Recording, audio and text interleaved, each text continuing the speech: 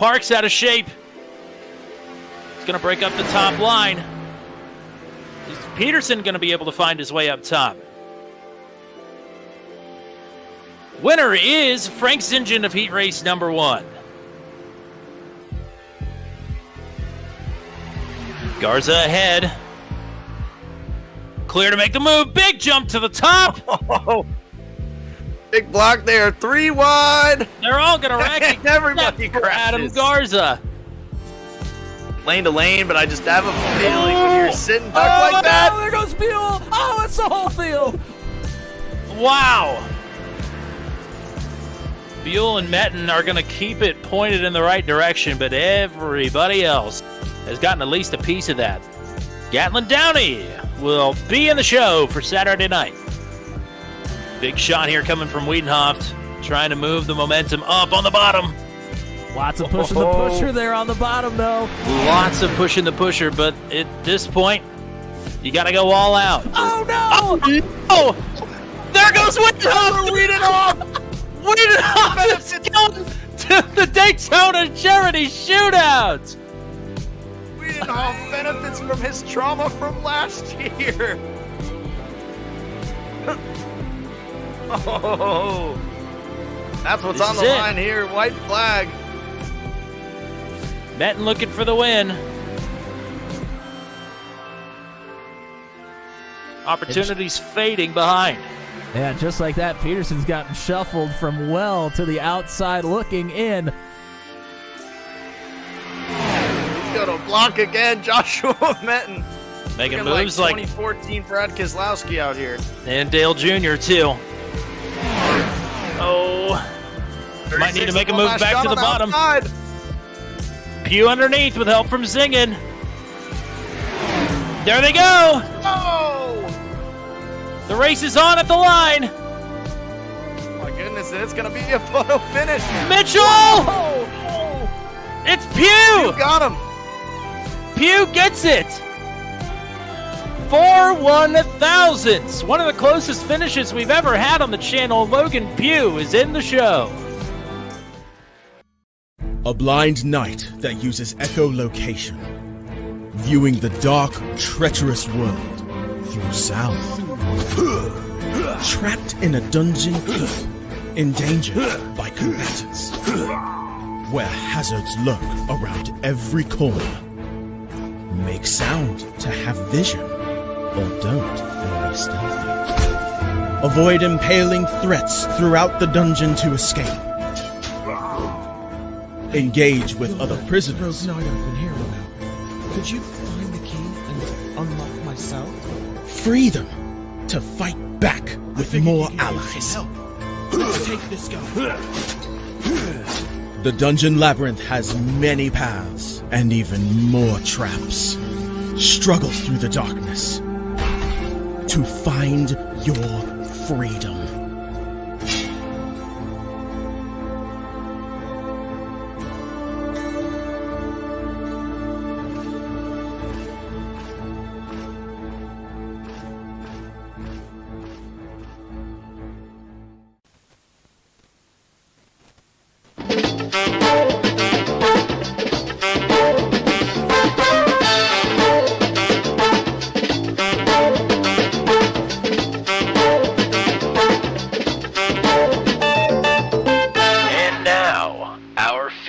Presentation.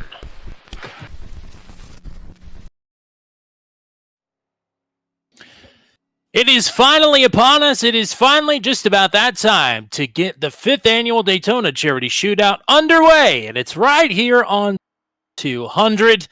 We had some absolutely magnificent open qualifiers last night to get this field set and ready to go. We've got 3 broadcasters who debatably are set and ready to go as well. My name is Tommy Cook. We've got man in the controls, man in the cameras, the one and only Mr. Matt Williamson. And we've also got the gentleman who runs the NASCAR Report Instagram page. That is RJ Starcevic. Welcome in, gentlemen. Matt, this is our 2nd year doing this. I would imagine by the looks of practice, it's going to be crazy. We know it's going to be crazy. It looks like it's going to be crazy again. So Are we ready? Yeah, I think we've been ready to get back to this one for about a year now, and it's finally here. We have the returning champion, Ryan Vargas, is in the field. And last year, it was pretty wild. They get 2 fast repairs, and that at Daytona just spells absolute chaos, and I believe that's what we're about to see again here tonight. And RJ, 5th time doing it. How are we feeling at tonight's jamboree, if you will? Pretty good. I think it's going to be another fun event, another fun night, like you said. I mean, 5th annual time we've been able to do this Daytona Charity Shootout ever since it started back up in 2020. Due to COVID times, decided to keep it going, and here we are. So not everybody's not as free as we were back then, but to be able to kind of bring this along during the NASCAR off season. As we bring in another motorsports year in 2024, definitely very, very cool. So going to be another fun night of racing here at the virtual Daytona International Speedway. Yes, we've got 19 drivers that are out on track right now. I think a couple of people have phoned in already, but a couple of people who maybe could have phoned in here tonight didn't. One of those drivers is one of the more notable names in the field here tonight, Ernie Francis Jr. He, from the sounds of it, got his wisdom teeth taken out today. And I remember when I got my wisdom teeth taken out, I didn't want to do anything. And in fact, I didn't do anything. Certainly didn't do something of this caliber. So kudos to Ernie for coming out here and giving it a shot tonight. Hopefully we can keep the steering wheel away from his mouth. But if anything... or if last year's event was anything to go off of, might be a bit of crashing here tonight. Yeah, I think we're certainly in for that. And you mentioned Ernie Francis Jr. Just had his wisdom teeth taken out. He went around off of pit road when he was trying to come around and get to qualifying. So certainly not feeling himself, but is going to try to power through it for us here tonight. Greatly appreciated. But yes, I think tonight we're going to see quite a bit of crashing. And last year we saw quite a bit of 3 wide very, very early on in the race. I might see some of that again tonight, too. We got about 45 seconds left here. Go ahead. Yeah, I was going to say if last night was any, calling or, like you said, practice for what we're going to see in this race, we're definitely in for a show. I know we were hoping for the entrance of, I know we were talking about storylines. We had a great one last night, probably our personal favorite, Tyler Wiedenhoff. His ability to win. He made it. Hopefully he's able to stay here in the lobby. I was going to say, he's already disconnected, so hopefully he's just coming back in and resetting his setting. But, not all the drivers that qualified out of the Open last night are here. A couple of them ended up having to go to work here today. I know a couple other people had to go to work. We had some people that are on vacation. I would imagine some people were at the Chili Bowl. So, yes, a little bit lower than maybe we were hoping for the turnout, but it doesn't matter how many show up. It's who shows up. And we've got a rowdy crowd here tonight for the 5th annual Daytona Charity Shootout. And the starting grid looks like this. We'll go through the rules and all that here as the cars start to roll off pit road. Blake Walker with the quick time here. He will have the defending race winner. Starting to his outside, Ryan Vargas will line up on the outside pole. Brentley Addington is on the inside of row number 2, and Chase Gibbons will line up to his outside. Gatlin Downing, a qualifier from last night, will start on the inside of row 3. Same for Logan Pugh. He made his way in out of the Open qualifiers last night. He will roll off in 6th. Ethan Harrison and Colden Lindauer in row number 4. And then Frank Zingen and Nathan Reynolds, the Turn 200 channel champion, will round out your top 10 starters. Garrett Miller and Danny Bone is back. He starts at 12th. Devontae Smith and Lightning McQueen is also back. Lightning will roll off on the outside of row number 7. Jackson Storm, Ricky Bobby, Brett Inskeep, Tyler Wiedenhoff, RJ Starcevic, and Ernie Francis Jr., the rest of the starting lineup. Matt, the track conditions here as these drivers get ready to do battle. Well, we started in the daytime in practice here. Starting to get a little bit dark. We're going to get into the nighttime as we roll along. But 81 degrees on the track right now. Very little wind, only 2 miles an hour, so shouldn't play a factor like it possibly could here around the super speedway. But minimal wind for the drivers here tonight. And we got 70 laps around Daytona, 2 fast repairs. That is all you need to know, because that means it's going to get pretty wild. Yes, indeed. Unlimited tires, 100% fuel capacity, as we are getting ready to rock and roll.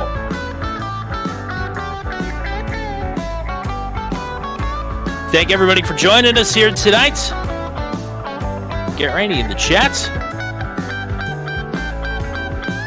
He is gone for crew chief and trying to get Luke Peterson into the show last night. He's now on the box for Nathan Reynolds, the reigning channel champion. And Garrett Rainey himself, the reigning championship race winner here on the channel. So that is a dynamic duo of a homebrew team for us tonight. How about that, to have multiple gigs? You know, your crew chiefing last night in the shootout, and then now you're crew chiefing in the charity race for good old Nathan Reynolds. So, you know, either way, he was going to be in the show, so that's pretty cool. Busy man, that's for sure. And obviously, fellas, this is the 5th annual Daytona Charity Shootout. What are the folks racing for here tonight?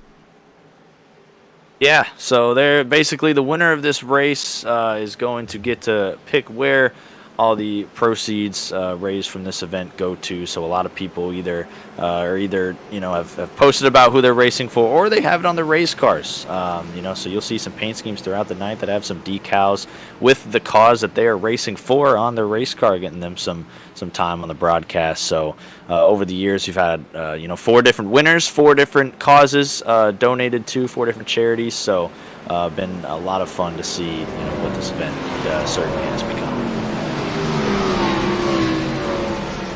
Sheep Waffle saying, I think picking Ethan Harrison, saying that Chase Gibbons will finish second. Pretty interesting to not only predict who's going to finish first, but also who's going to finish second. And who's going to get disqualified. Well, we'll see what Blake Walker and the rest of the field have to say about that.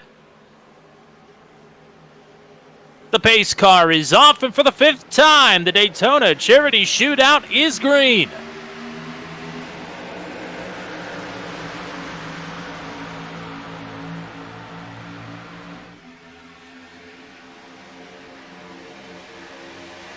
Here's Ryan Vargas, looking to retake the lead right off the rip. Walker now with the help he's looking for on the bottom. Already rolling out of line, Gatlin Downey.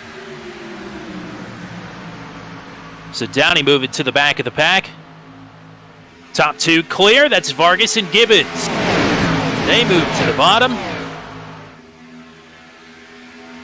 Gibbons right out of the gate, giving some really great pushes to that 30 machine for Ryan Vargas. Able to get clear. Gibbons some really good pushes. You know how to come up with them, Tommy. you said it. Ryan really Vargas giving it to him. Yeah. Ryan Vargas led lap 70 last year. He leads lap number 1 here tonight.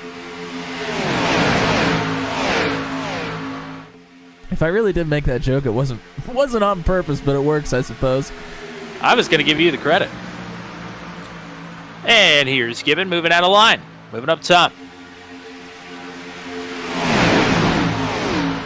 Looking a little squirrely through the pack. I think there's some drivers out there that are just trying to get some laps under their belt here. Saw quite a few move to the back of the field.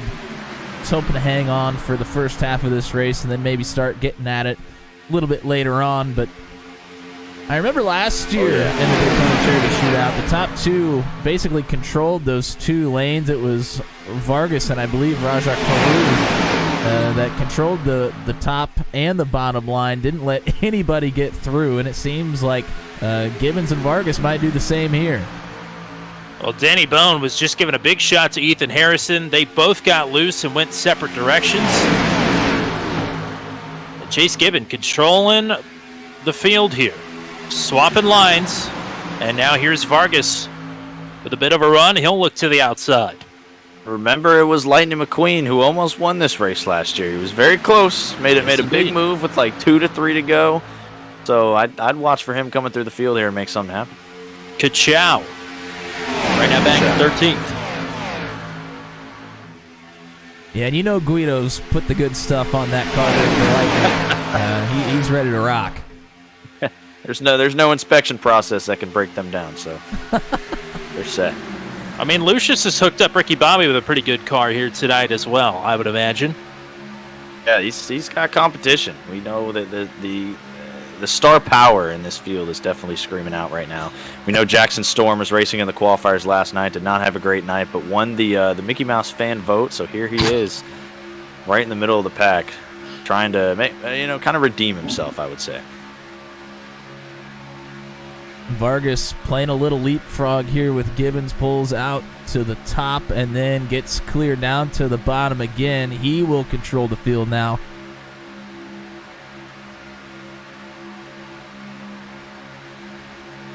This is kind of nice. I start the race and I'll run inside the car for until the first caution, which is usually on like lap 2 or 3. So I gotta say, this is the longest driving Daytona Charity Shootout I've had in my career.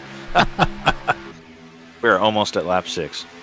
Nathan Reynolds looked to the third lane up top there. Nobody to go with him for right now. Might start falling back a bit. And his Daytona Charity Shootout tonight has already started better than it did last year. Remember, he had a monitor go out as he was loading into the session, so had to move it down to a single monitor, and that ended up causing the aforementioned first caution. So it's going better. Never want to be that guy. Could be better. No, you don't. And, I find myself more and more becoming that guy, unfortunately. But luckily, I'm up here tonight. That's why I'm riding. Another driver on the bottom there pulled way down to the apron to let everybody through. That was Frank Zingen, I believe. And there's been a lot of action on that bottom lane, and Frank didn't like what he saw, so he's going to move to the back and let the folks sort it out there in the middle of the pack. Ryan Vargas battling with Logan Pugh, who won the LCQ last night. Tied for the third closest finish we've ever had here on the channel. It was 4 1,000ths of a second at the line. It was a thrilling conclusion. Woo. As Ryan Vargas awfully upset there on the front bumper of Chase Gibbons. This might open the door for Lindauer and Pugh to get to it here on the top. Oh! Whoa! Oh, everybody's able to hang on to it. Unbelievable. What a save. That was Ricky Bobby and Nathan Reynolds that got together there in the mid-pack.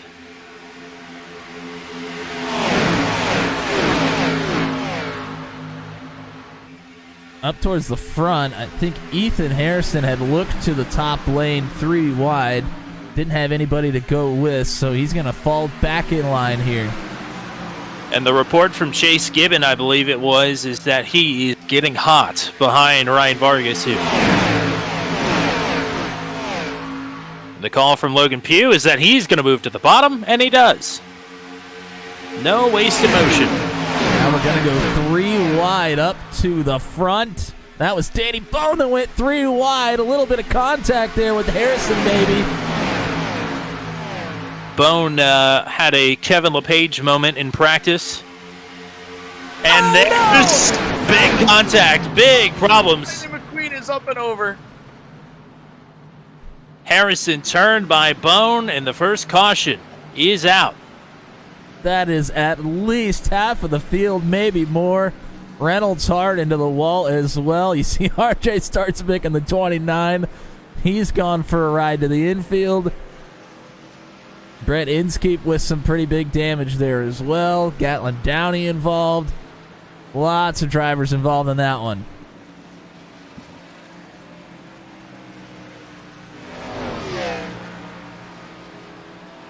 Ay, ay, ay. Well, it had been squirrely multiple times before that. I think that one was bound to happen. The last incident right before that, it was almost a miracle that nobody went around. This time it was unavoidable.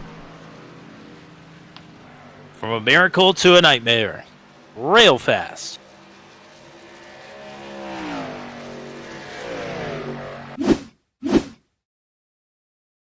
We're going to try to go to the replay here.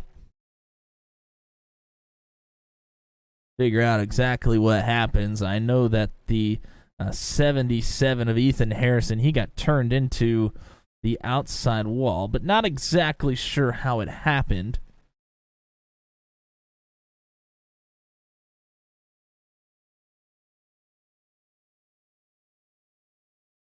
It looks like Brindley Addington came up just a little bit, squeezed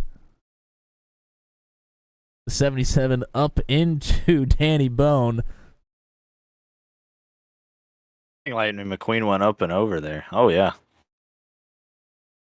On his roof.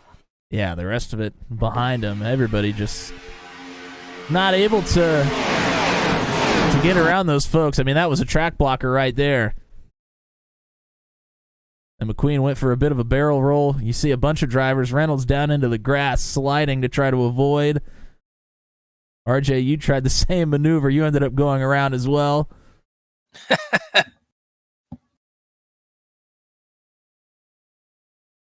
We saw the 05 of Gatlin Downey. He went to the back of the pack really early to hopefully avoid an incident like this, but lo and behold, he finds himself right in the middle of it.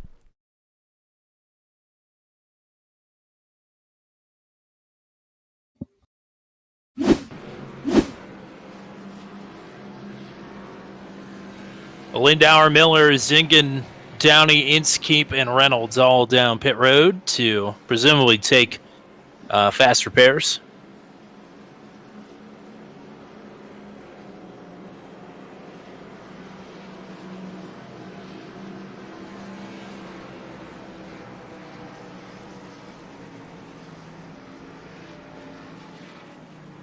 Fellas, how about Logan Pugh? Yeah, how about him? Sitting up here in first, came from the LCQ. He really worked his tail off to get to the front in the LCQ last night. Fought his way into the show here tonight, and now is making noise, leading the pack. Yeah, it's looked pretty good up here. Stuff from him to be able to do that well in the heats last night. Well, he won the LCQ, I think in pretty strong fashion. But even in his heat, he was up there contending for the win. So he felt like he had to go get that W there. So now to rally his way all the way up to the front, he's in front of defending winner Ryan Vargas, who's already shown to be very strong. I think very strong performance out of him. Yeah, Vargas. His main competition last season was Raja Caruth. Was being very aggressive by hook or by crook, had to burn through both of his fast repairs and made an early exit. So not going to say that made it easier for Ryan Vargas, but definitely allowed him to focus a little bit more on the task at hand. I don't think Logan Pugh is going to have to wild man that much to stay up front here tonight, but he certainly has showed that he's got the know-how to stay up here. And hopefully that will continue. Really, it was only the top three or so that got away from that cleanly. Everybody else at least had to do a little juking and jiving to make it through that. A good chunk of the field came down pit road under this caution. So we will re-rack them here and try it again, coming to lap number 13. Something to watch for. Sometimes after a big incident like that, there's some drivers that have stayed out on the track even with damage to try and save some of the fast repairs. Looks like the 10 of Smith, looks like the rear clip totally gone off of that car, so may not be able to get a great jump off the start. Might hold that line up, we'll have to see. But you never know, there might be some other drivers dealing with some power issues as well.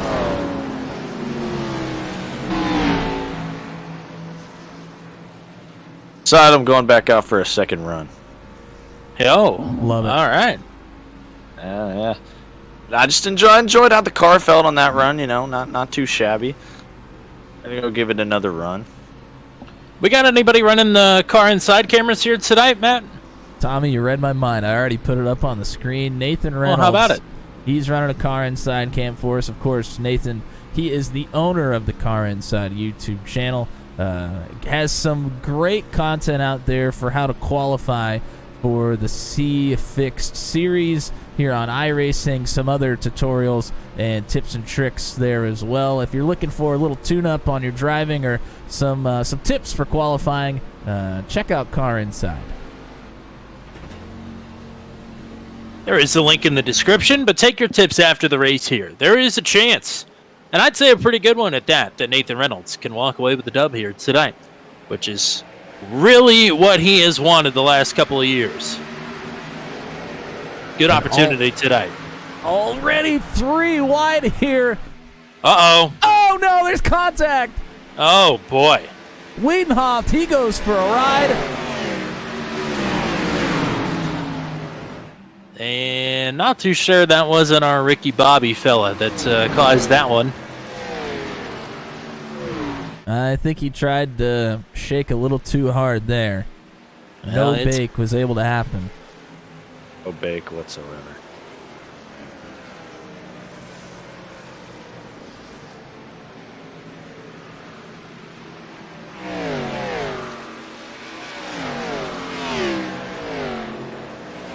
Big but no bake on that. So we're gonna have to do it again here. Driver's getting a little antsy with the restart. Thought that might be a problem.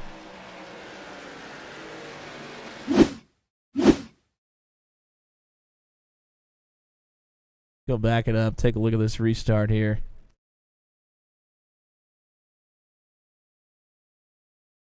Looks like that outside line just gets stacked up pretty hard here on the restart.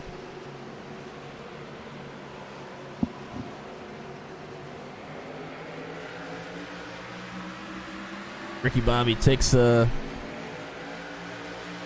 little advantage, trying to go around the outside, jump the restart a little bit, gets into Wiedenhoff. Wiedenhoff gets thrown down to the bottom. Gets a pinball between a couple other cars there. Yeah, I'm hearing race control might be considering penalizing Ricky Bobby for that. Might be an end of line. They probably should. Oh, man. Whoa. Pretty big contact with Ernie Francis Jr. there as well. He got into the back of Wiedenhoff a couple of times. That's what sent Wiedenhoff around. Well, Ricky Bobby got that EOL and the entire field just checked up.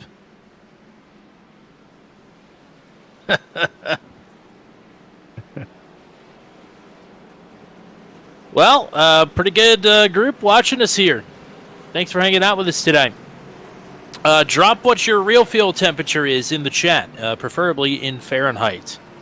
Mine here is only -12. Ooh, wow. I mean, it's windy up there. It's worse other places, I'm sure. So let us know. Wes Brown and Rodney Matney being the dynamic duo in the chat. Go ahead. I'm pretty lucky. I think our real fuel is actually higher than our actual temperature. Real fuel, 37 right now in the Nashville area. Wow.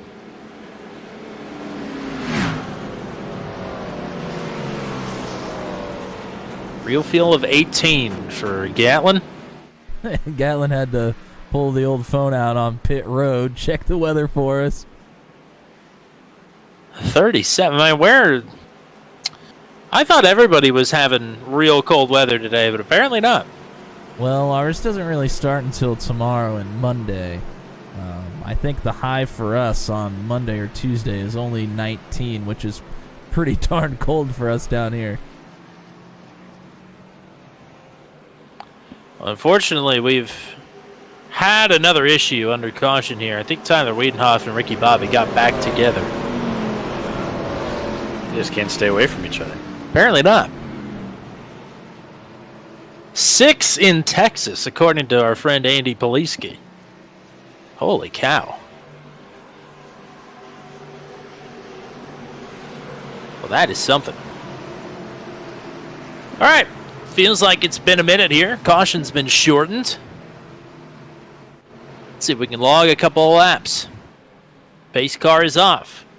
Lap number 16 going on the board this time. Field is still under the control of Logan Pugh, who is elected the inside.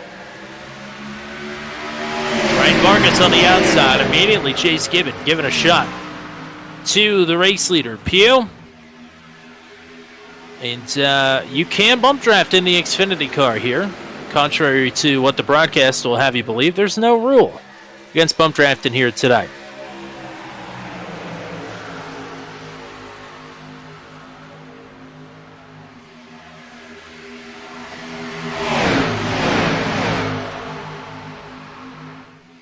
Lots of shuffling in the middle of the pack yet again, and also yet again, Ryan Vargas to the outside quickly, looking to dive down and take control of this race yet again.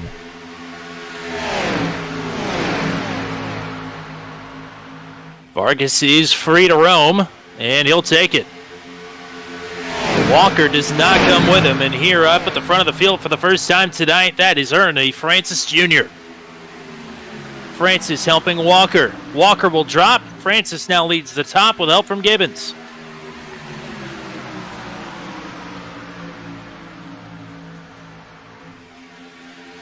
Now Vargas will get out of line. Some really good pushes before. Ernie Francis Jr. going to go all the way to the top to leapfrog Vargas in the middle. How about Ernie? Big moves from Ernie here. Ernie leaves Gibbons up top. Bit of blinking from Ryan Vargas does not help the situation there. Walker going to push back ahead with help from Pugh. Gibbons pulls They learn back hard line. That 88 paint scheme surely brings back some memories, let me tell you.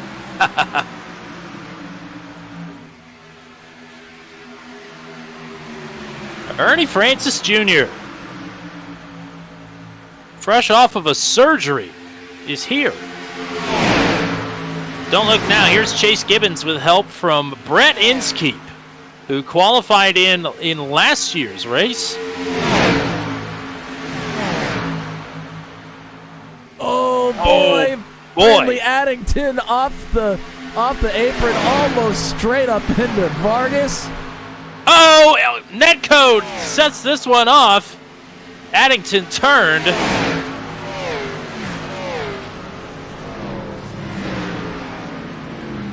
Drivers do a pretty good job of staying out of the wall and away from each other, but the caution will fly. Yeah, 7, maybe 8 cars involved in that one. Caution will fly once again. Got quite a few people rooting for the 42 of Brett Inskeep here, and he was certainly on the move there in that run.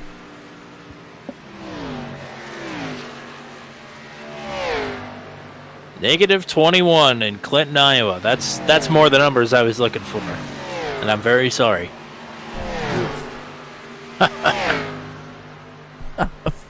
Frank's engine is crab walking this Alpha Prime 45 car right now. That is quite the skew on that 45.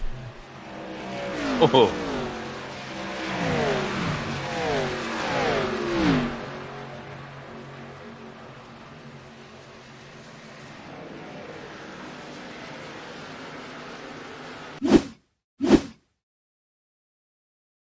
Go back and see why that skew is so heavy here. We're 3 wide. We've seen a lot of it tonight. Going to see more of it. Engine just a little bit of contact there with the number 1. Oh, and then Addington comes up the racetrack just a bit, gets himself turned up into the outside wall that Zingen was occupying. Oh, and a huge hit to Frank there.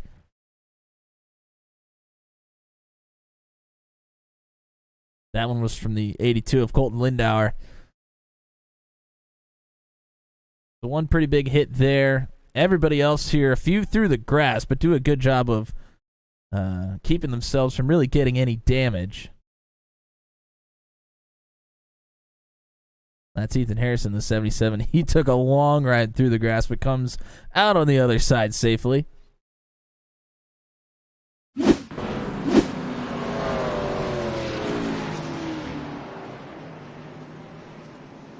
And a few more takers down pit road this time. Yep, Harrison, Lindauer, Zingen, Wiedenhoft. All drivers that picked up some damage in that incident there.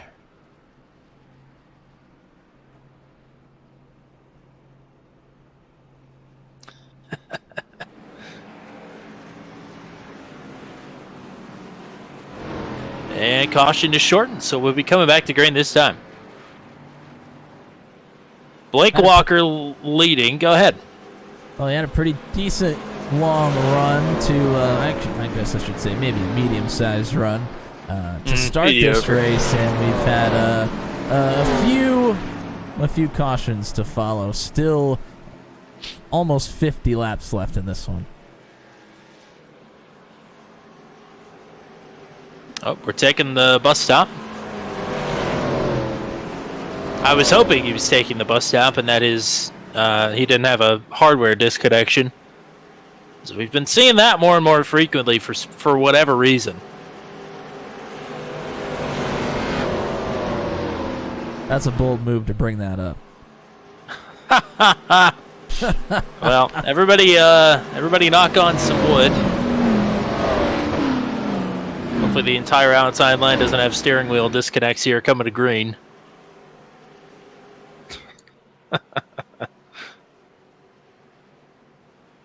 Walker and Gibbons on the front row. Francis and Pugh on row 2. Vargas and Inskeep on row 3. Reynolds and Miller. And Downey and Damani Smith. The top 10. Back to green. Couple of different outlooks and strategies there on that restart. Couple of laybackers. Couple of push harders. And pushing hard, going to get the job done here for Gibbons off the rip. Well, we've seen a few fast repairs had to be used at this point. Some of these drivers looking at how many laps we have left and going, maybe we should kind of lay back and let the rest of the race come to us, at least for right now. Get ourselves to 20 to go and then start making those bold moves. Oh, no! Oh! Vargas, I don't know, may have had an engine blow up or something. Seemed like the power was just taken out of that vehicle and got ran over.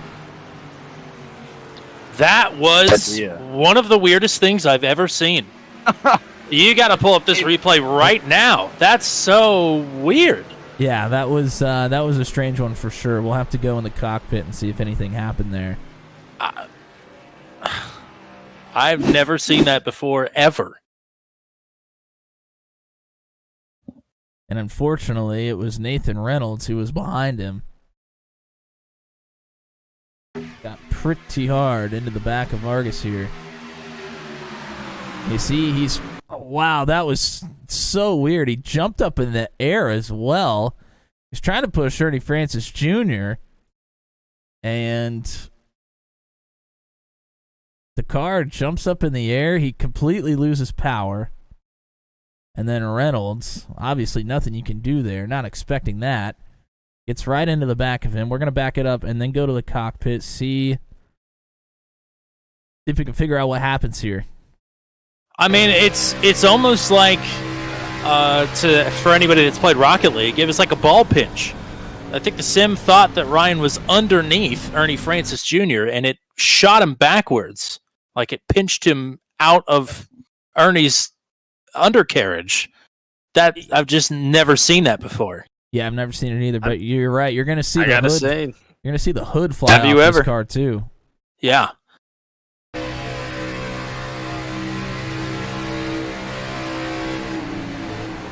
Gets right up to the back of Ernie.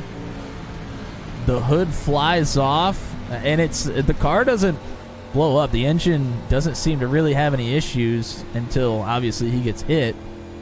Just so strange. Like you said, can't stress it enough. I've never seen that before. Maybe just witnessed the first iRacing mechanical failure right there. Or the first Junior Johnson engine bomb.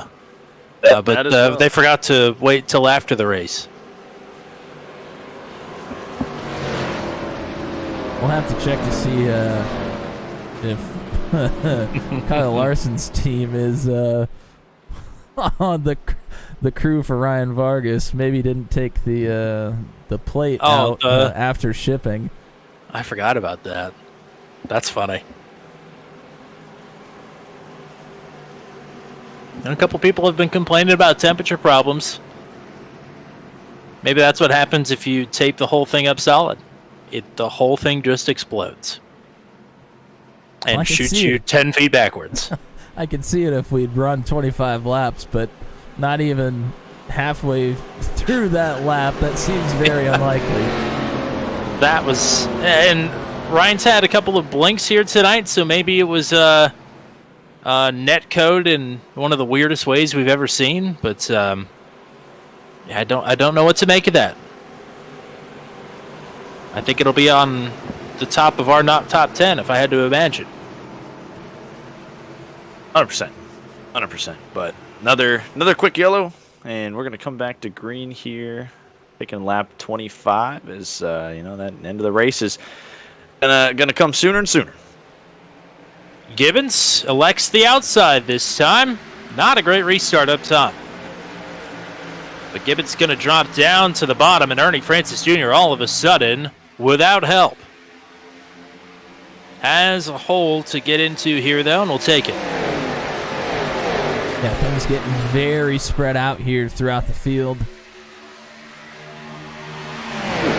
I got to give it to Ernie Francis Jr. A little bit of background for those watching who don't know too much about Ernie Francis Jr. Number one, 7-time Trans Am champion. He headed to the SRX where he kind of became a little bit more known, won a bunch of races over there, and now he's currently doing some Indy Lights, open wheel action. So he's out there, he's racing a lot, and now he's kind of back in a stock car here at Daytona, something he probably doesn't do too often. And he's running up here up front with people that probably do it every week.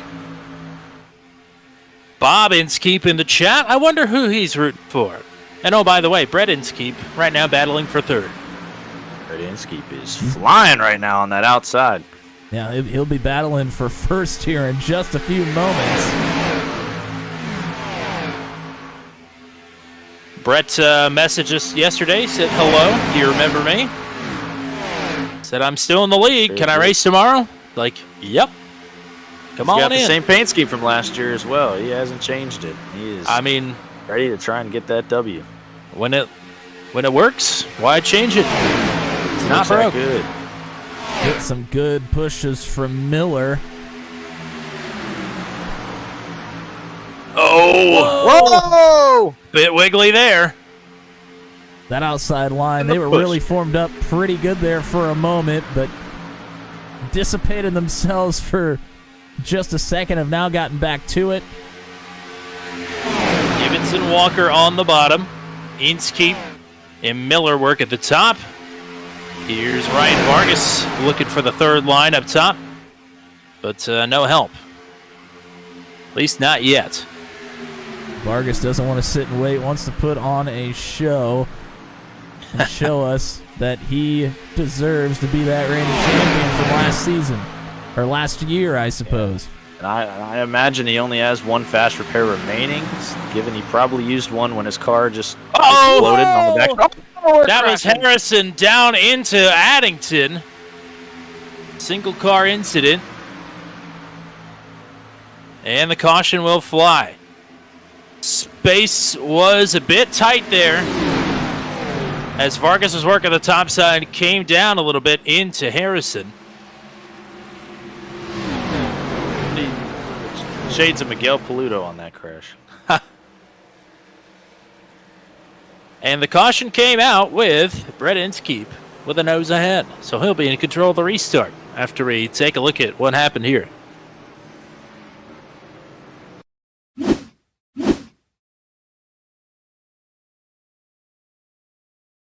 Yeah, and you mentioned it.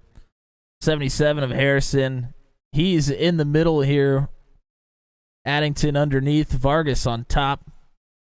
Vargas trying to pinch down, get himself moving forward.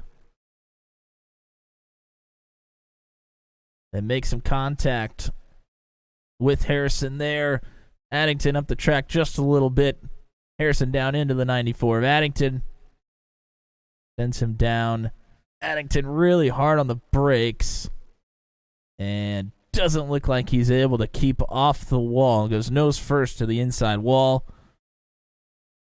Pretty good damage there to the Reese's machine. Couldn't pull the old Sheldon Creed save from Daytona. That's a tough maneuver to perfect, especially when you're not expecting it.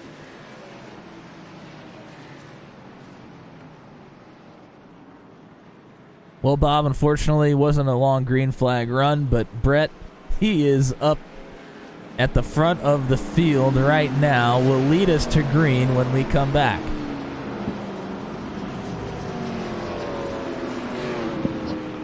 Speaking of when we come back, you see him scrolling down on the bottom ticker here. One of many new additions that we've made since last year's running of this event.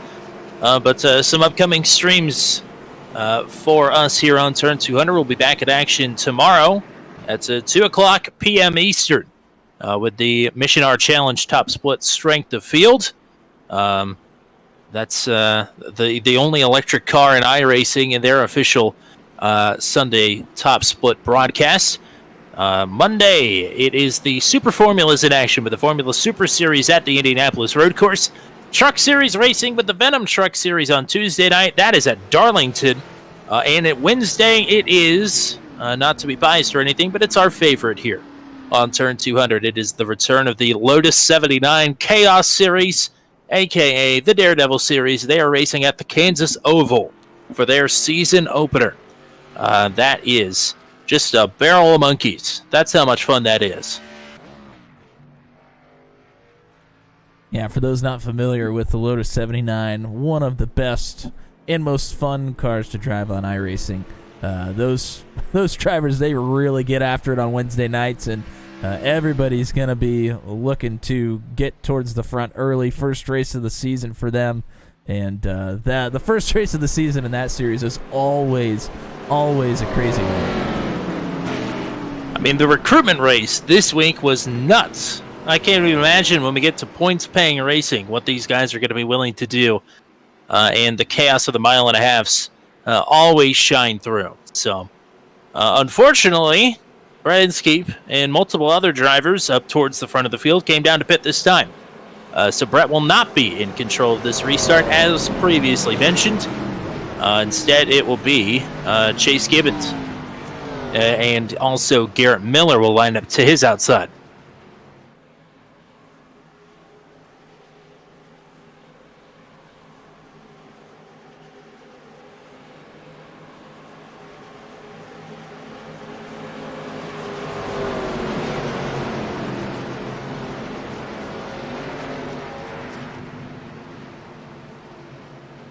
Approaching halfway in just a few laps. Green flag will fly here on lap number 31. Good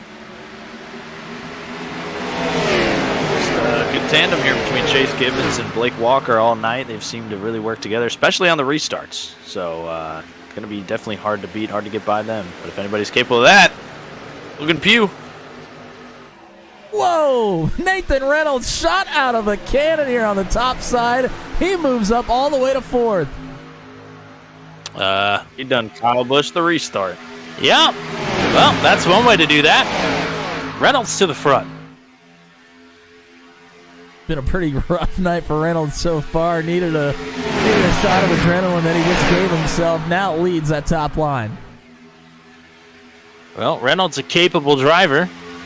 We usually don't see stunts like that out of him, but you know what? Sometimes you make your own luck.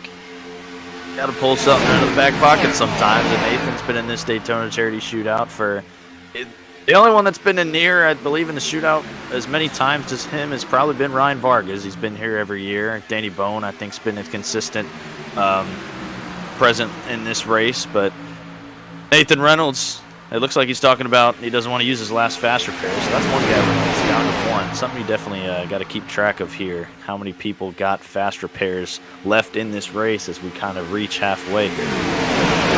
Reynolds gave it a shot. I think Moore just wanted to have maximum speed to make sure he could stay with the pack, but then had extra speed, had speed plus. Yeah, he had as he approached the field. He had plenty of speed. So he rolls out of it. Oh, door bang it up front. That's Pugh and Harrison. I think Harrison's doors are crying out for help at this point because it seems like he has found his way into the side of just about everybody this race, or rather everybody's found their way into the side of him as this one has rolled along.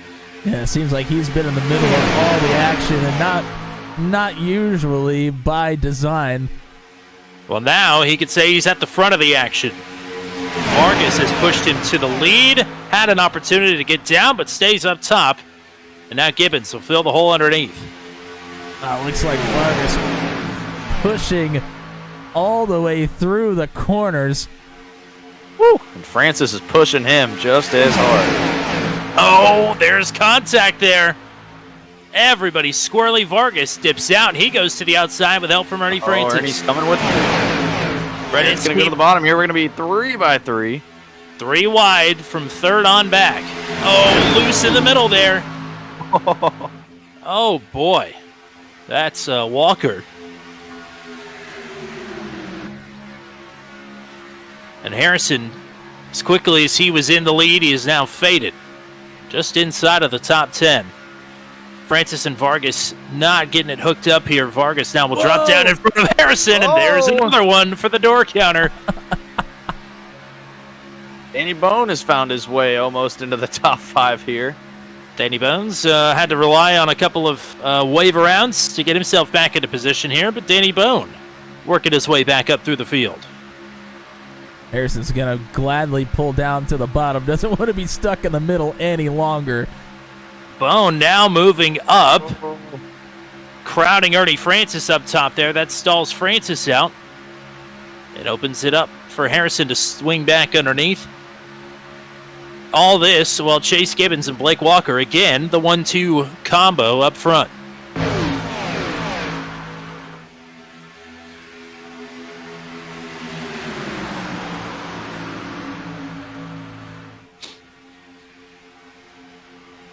We are across halfway at the line. Gibbons and Vargas side by side for the top spot. Vargas swaying. Here comes Danny Bone.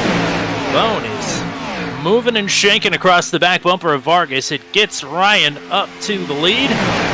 Ernie Francis now will try and push Danny. Calls himself bad to the bone. I can hear the Gravedigger theme song ringing in the background. Here he comes. Can he lead a lap? Gonna be close. Looking rock steady.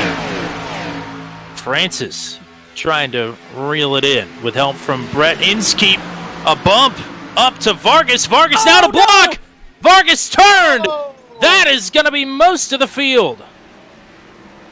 Big problems. A bump to Vargas set that in motion. Tried to roll with it, and it just compounded the issue a bit. Caution is out once again.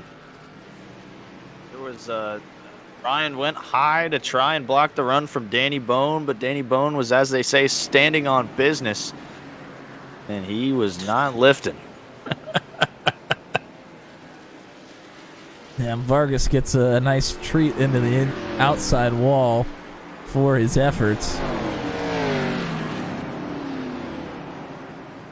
Well, as bizarrely as Vargas had to use his first fast repair, this one was a little more expected probably, especially how this one got started.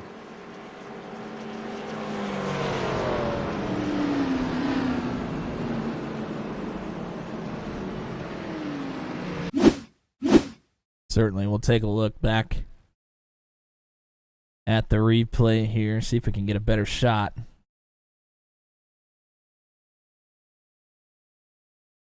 And RJ, you mentioned it. Ryan trying to get from the bottom to block that top line.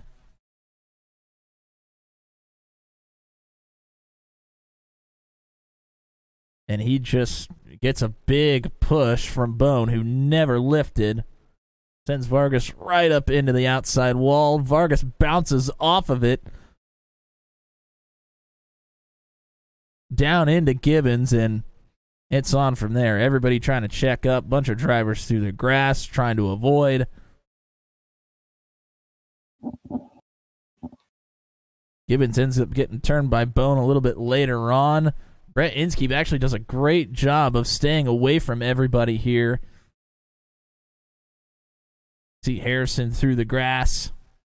Colton Lindauer, he's through the grass.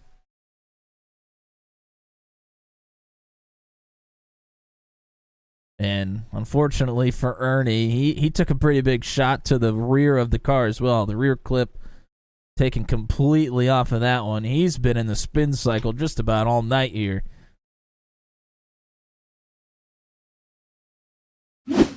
Looks like probably last fast repair used for Vargas there just as we cross halfway. So, you know, the last lap certainly go quicker than the first half, but going to see how cautious he takes it here, as kind of he's been a front runner all race. So Harrison, Vargas, and I believe Blake Walker all got meatball flags. A lot of drivers in for an extended stay, not if that's because it's necessary or maybe they're trying to save an extra fast repair.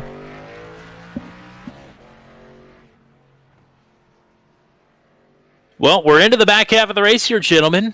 I think, people have been making their picks and their predictions in the chat all night long and should continue to do so. Just by process of elimination, you'll know if you're right or not. I would imagine probably in the next caution. But Matt, we'll start with you. Who are you keeping your eye on here as this one rolls along? Well, he's shown us speed last night. Hasn't given me any reason to doubt him tonight either. I'm looking at the man that's at the front of the field right now, the 01 of Logan Pugh, to make it into the feature off the LCQ on Friday and win the whole darn thing on Saturday. What a story it would be. RJ? Yeah, that would be huge. I mean, he's definitely a top contender. I'm looking at another guy that was in those races last night, Frank Zingen. He was such a front runner. He led so many laps last night, even led laps in the LCQ before getting turned.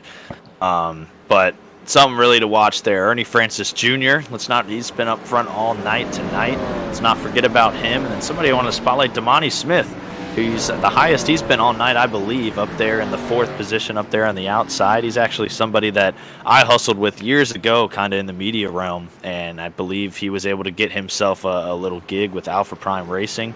So he seems to be thriving right now. Happy for my buddy Damani, and he's been taking it cautious all night. I don't know if he's even used a fast repair. And now he's kind of in prime position as we go into the final laps of this race, but who knows? It's Daytona. It could be anybody's game. You could be 16th right now, and you could be first when that checkered flag flies. Well, normally I would say you guys left me a layup by not picking Ryan Vargas, but he's definitely in a bit of a pickle here with no fast repairs and almost half the race left to go, not including potential overtime periods. And, we have to have cautions for overtime to come into play. So it's a bit of an uphill battle here for Ryan Vargas. Definitely a bit boxed in. I am liking what I see out of Ethan Harrison when he's not getting used up. And I'm liking what I see out of Brett Inskeep. But it seems like just as soon as things start to fall into place for Inskeep, something happens that takes him out of it. So we need a bit of a luck switch for the 42 to finally realize his potential up at the front of this field. And probably the same said for Ethan Harrison as well. Lap number 40 up on the board this time. The field is in the control of Logan Pugh and Danny Bone. Checking up here on the outside. Bone wants in on the bottom, but it's not going to happen. This is Zinkin on the bottom.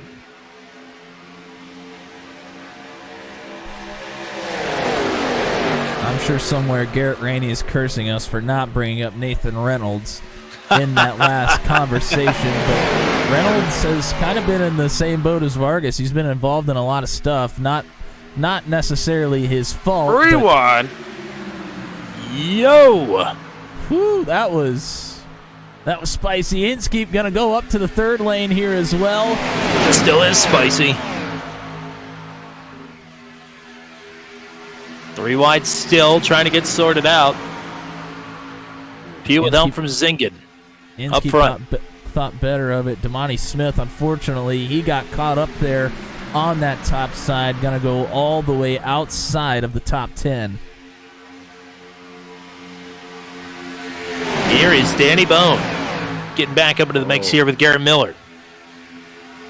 Yeah, up on the outside here, pushed by Garrett Miller. It's been a pretty good pusher Francis. all night. Whoa! Wow, Francis got out of the line there, chopped back down onto Inskeep. That was an incredible save by the 42. Oh my goodness, but here we go up at the front. The fans are on their feet. You better watch your tone because here comes Danny Bone, and he's getting past him.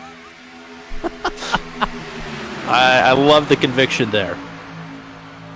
Fellas, don't look now. Tyler Wiedenhoff. Tyler Wiedenhoff, he's there. He's up here fighting for the top 5 right now. Nearly didn't make it into the session, but he made it. Had to start in the back and has slowly but surely made his way up into the fight. Well, after tangling with Ricky Bobby there, that really set his race back. But Wiedenhoff up here now, making some noise.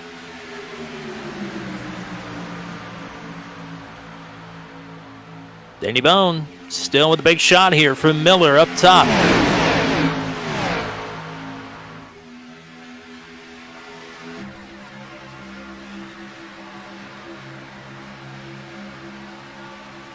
Good pushes from Miller to Bone there, at least for a minute.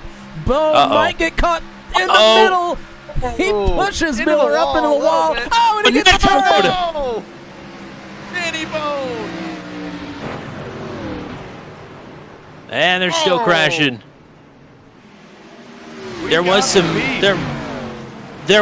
net code involved in there, but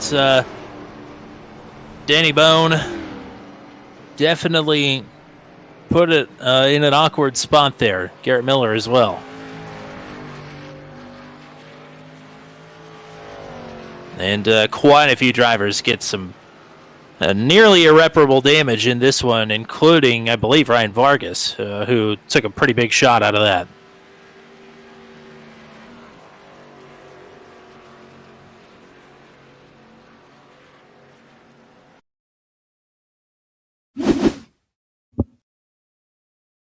Let's go ahead and look at the replay. We'll back it up. This thing starts pretty much right out of turn 4. We're going to go ahead and go back to that same camera angle.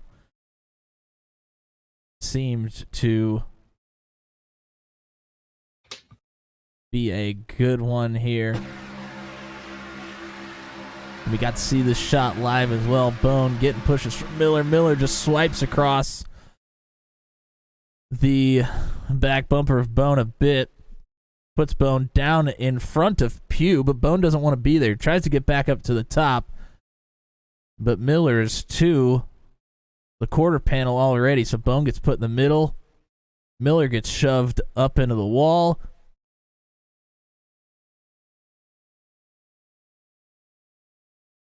The Miller, he's going to get hooked with the right rear of Bone, and they're going to go sideways right in front of the field. Tommy, you mentioned Vargas. Good little hit there. Most of these drivers do a pretty good job of getting through. Inskeep, maybe a little bit of contact with Walker, but not too bad. And I will say Vargas's car does look pretty clean here under the caution. Yeah, 05 of Downey, a little bit of damage there, but most of this is, I mean, Danny Bone took a massive shot into the outside wall there. Zabone came in while the pits were closed. This time under caution, Nathan Reynolds, Ethan Harrison, Gatlin Downey, and Garrett Miller all on pit road. And Miller, he was the other car that went hard into the outside wall as well. Yeah. The word from Ryan Vargas, he says, I'm ready to push. Oh. So there you go. No fast repairs left. He is going all the way. Push those chips to the center of the table, baby. If you want to double down, let's double down. He's got to go for it. I'm hearing reports from the garage area. We're talking about the Tyler Weed and Bobby we're having earlier. I'm being told Ricky Bobby, after being disqualified from the race, is waiting outside Tyler Wiedenhoff's hauler. So take that how you will. But there is looks like there could be some stuff going on after the race. Is Cal there too? Kyle is not there, but I heard he's got a table reserved at Applebee's when Ricky is ready. So there you go. With Mike Harmon as well. That is fighting good in the neighborhood. Only Mike Harmon had a sim. He'd be here right now. You know, it's dinner time. It is. Dinner time, unlimited, I think it's bottomless, boneless wings going on over there, maybe. Boy. Trend, I don't know. Well, now I'm hungry. These guys are hungry up at the front of the field as well. We're back to racing. Francis Jr. Can he clear Logan Pugh?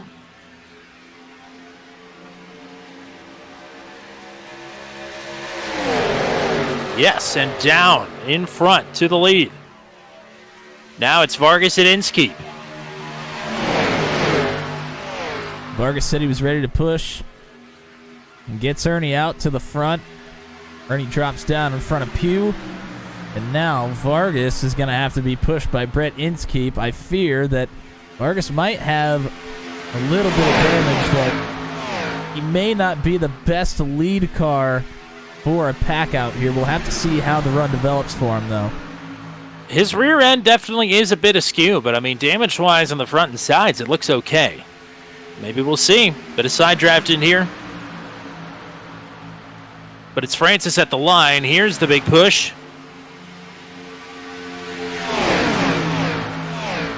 Unfortunately, one of my picks, I think Ethan Harrison, is up in front of the pack here. So that's not a good sign.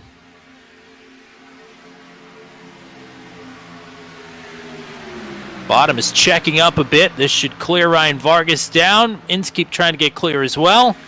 Is Vargas going to take it? Yes. Ryan Vargas to the bottom. To the point.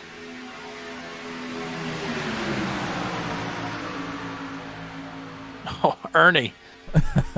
Oh! Oh, no! Into a zag, and we're wrecking again.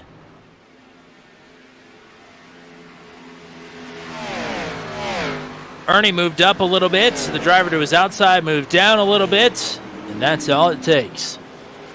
Boy, we're about to not have anybody left here. Yeah, we've had a lot of incidents here tonight. That is for sure. These drivers, they're going all out. They've been all out from the drop of the green.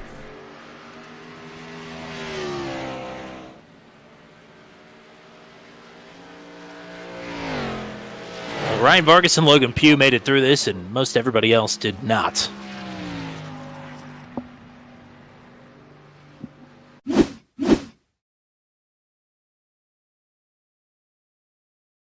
Yeah, we'll take a look back at the replay again. The driver's really testing my replay skills here.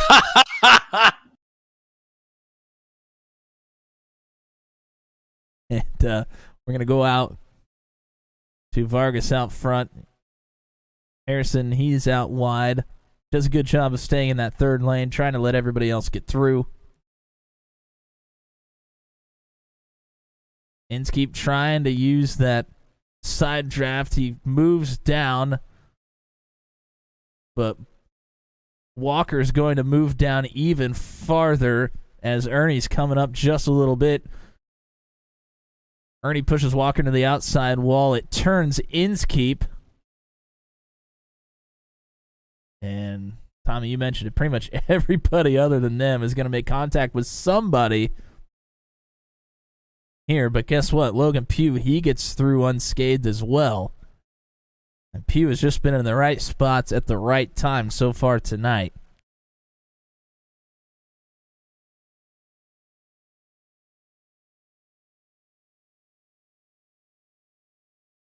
Quite a bit of damage for everybody else.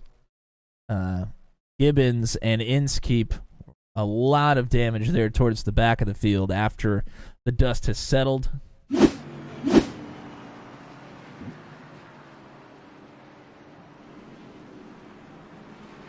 And that is the 8th caution of the evening. We're getting down to the nitty-gritty, though. Not going to be too many drivers left with power, and not going to be too many laps left to do it.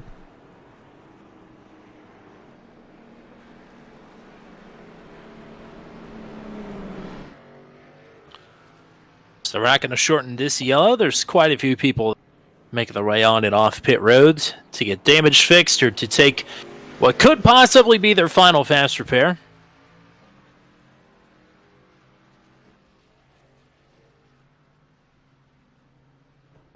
I just can't believe still what happened to Ryan Vargas earlier. That was just one of the most bizarre things I've ever seen. Yeah, and after you mentioned it, I think you kind of hit the nail on the head with the net code. He had been blinking quite a bit. I think just got him put in a really weird spot. I'm sure that's probably what caused that. But still, such a strange incident. Put him at a little bit of a deficit early on here when he was looking to be in a good spot. But we mentioned that, he might be on the back foot, he might be conservative, but then under that next caution, he said, all right, I'm ready to push, and has been up at the front of the field and has dodged a couple of quick bullets, now leading the way, looking for what would be a second victory in the Daytona Charity Shootout in a row. He'd be the only repeat winner if he was able to walk away with the checkers here tonight. A first-time feat. Ryan's a guy who in the first ever one back in 2020 finished third, was so close out of turn 4, and he got actually hooked coming to the line trying to beat Raja. Could have been a photo finish, but he got hooked into the fence. And a little background of the car he's driving here. He's driving the number 30. That is a 3F racing car. They are a team based out of Germany. Their team owners, really nice guys. Get to see them at the track all the time. But they're looking to go NASCAR Cup Series racing for the first time this year. They did some late models and did some Euro Series racing with Ryan Vargas as well. So they're looking to get in the Cup Series this year. Ryan Vargas is kind of their developmental driver right now, as well as Christopher Tate, who raced in this race last year. So we got some 3F racing representation one again. But a little bit of background on that crew there. They're pretty cool, pretty up and coming, and going to be excited to see if they make it to the Cup level this season. And, would this technically be their first career win? I might say.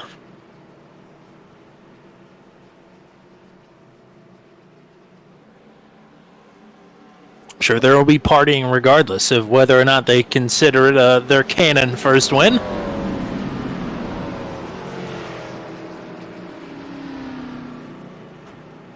We got a couple of people up here towards the front that have not seen much of the front here tonight. In particular, Colton Lindauer was up at the front early in our longest green flag run of the night, but not for too terribly long, but is back up front here again. So is Nathan Reynolds. Started up front, fell back purposefully pretty early on. Was involved in a couple incidents, was able to avoid quite a few incidents, and now finds himself starting back up inside the top 5. It's like we had another DNF. Damani Smith, unfortunately, has disconnected from the server. Not sure the issue there. Maybe a mechanical failure, but we'll inquire. So Damani's night is over.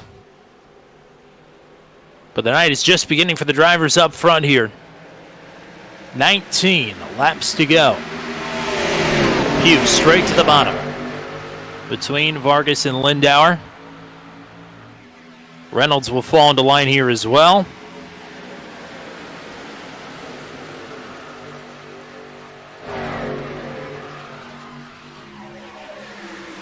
Field pretty spread out for right now. Everybody getting shuffled around, trying to find their footing.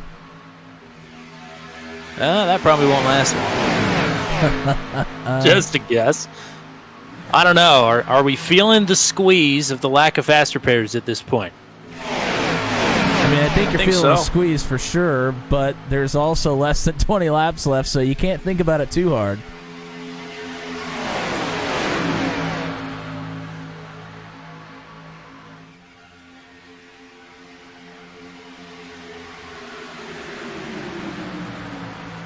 This is Blake Walker to the outside of Nathan Reynolds. A little bit of netcode contact. I was going to say. Walker and Reynolds as well, but they're able to keep it straight. Ernie Francis Jr. out of fast repairs, according to him, but still up here in a third line all by himself. And is he going to try and... Looks like he's going to... Whoa! Oh! Close. We'll fall in the line there. Behind There's Gibbons. The tandem we've seen all night. Blake Walker and Chase Gibbons. I'd say out of any tandem we've seen tonight, they've probably worked the best. Now they're going to be together on the outside. Will this lead them to the front? Oh! No! There you go! And we're... Ay. Oh, Ernie Francis is caught up in it. I don't know how bad it is. Looks like he's lost his bumper. But hey, man, keep going. Big damage here for Brinley Addington. Blake Walker, he went for a pretty good ride. Barely touched the inside wall on pit road. Might end up being okay. Yeah, Ernie. Pretty big shot for Ernie there as well. That was strange. There's a lot of weird netcode contact happening between Walker and Reynolds. I think that's where it happened again. And that is where it happened again, where Nathan's car gets really out of shape as he's on the apron, and it just shoots up the track. So, I don't know. This server in this car tonight has been behaving very weird, to say the least, between the netcode, the bizarre, just the bizarre everything. This has just been a weird event here. For this car track combo for whatever reason. Yeah, as you see, Reynolds and Walker are a good couple of feet away from each other there. Then they separate, and then Reynolds' car just goes straight right. It was, like you said, such a weird thing. It had been going on for about the last lap. They were trying to get it settled. But sometimes the server has different plans for you. Oh, man, Walker took a pretty big shot to begin with there with Addington. Harrison's going to take a good shot there as well.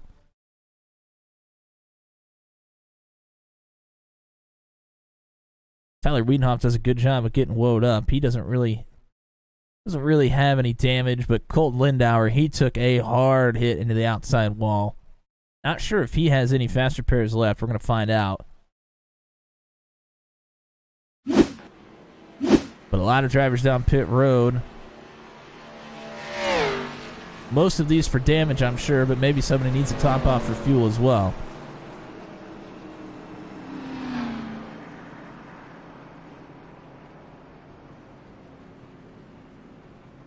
So I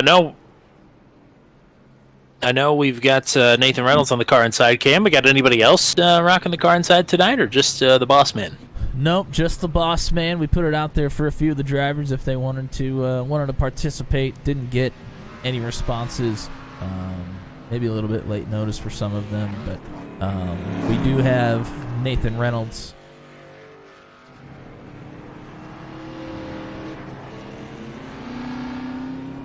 Who is, I don't know, he's going to be retiring from the Venom Truck Series.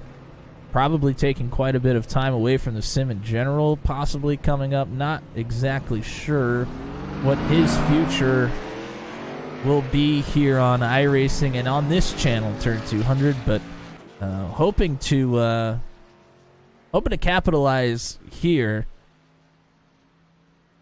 He's done a pretty decent job of staying away from too much trouble. I don't think he was really involved in that one. Maybe just topping off for some fuel, maybe putting some tires on for the end of this race. I'm sure he'll have some minor cosmetic damage from both the inciting contact and the net code that was happening before it, but something. It's not much more than a hot water and a plunger couldn't fix real quick. And I do notice that his car and side camera is stuttering quite a bit more than it usually does. Maybe the bad weather throughout the country has put a little bit of a damper on some internet waves here. Seems plausible. Say there was an outside chance that might have been an intentional wreck as well, but maybe like 10%.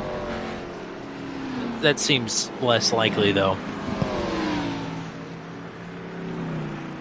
I mean, but it's not just him and Blake Walker that have been having connection issues tonight. Ryan Vargas has had some connection issues.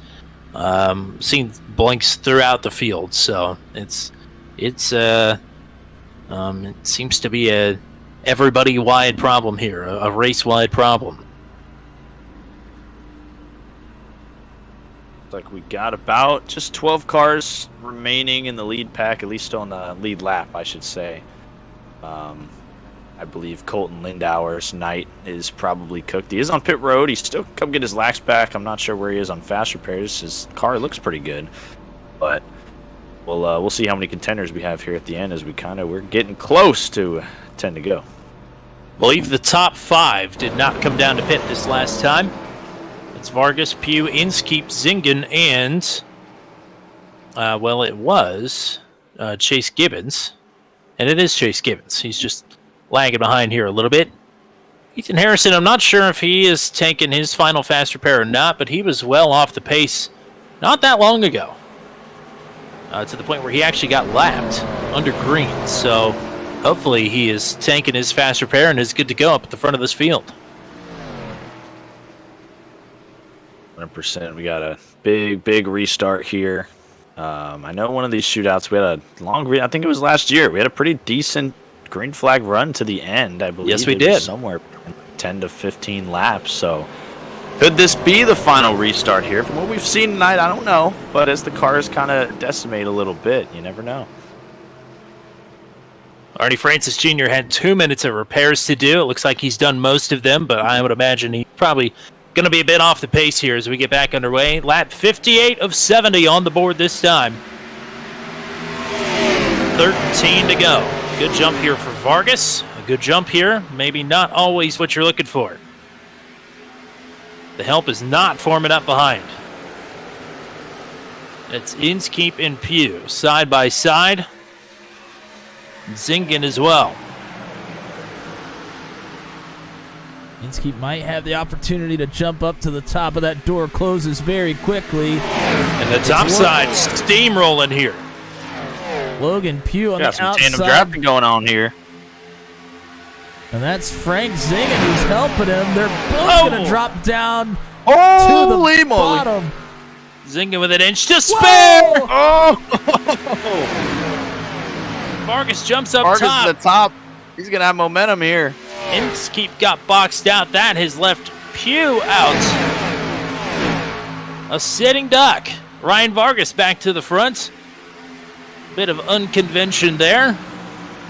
But now Vargas left out. Here is Ethan Harrison looking to take the lead with help from Chase Gibbons. Bottom line still has not formed up very well. Harrison's going to take the point. Slower traffic ahead. I think it's Brinley Addington. Field will maneuver around him. And now Harrison shuffled out of line.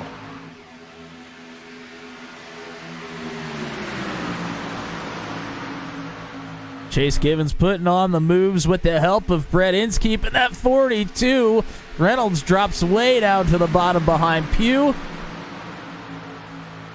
Vargas now up in front of Harrison.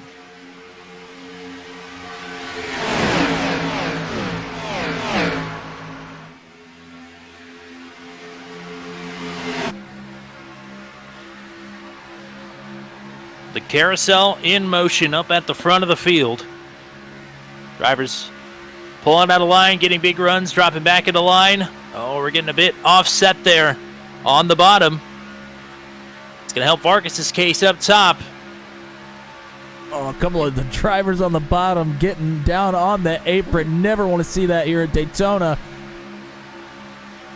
So scary when you hit that apron down there. Just unpredictable what's going to happen. You don't know how close that guy on the outside is to you. 10 to go. And sometimes he doesn't have to be that close to you. Netcode will finish it off. Netcode will surely finish it off. It's finished and started a lot tonight. Harrison. Not sure if he's just trying to move up the track a bit or trying to make a move. But he and Vargas are a little bit off kilter. Bottom surges back ahead here. And it also could be air. We've heard quite a bit of drivers complaining about overheating.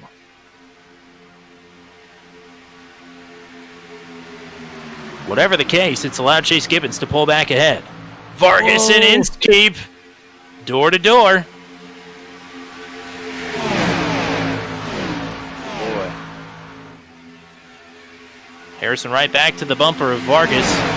Chase Walker leaving plenty of space behind Harrison, so not a ton of momentum making its way from the back to the front of the outside line here. But it is now, just as soon as I said it wasn't.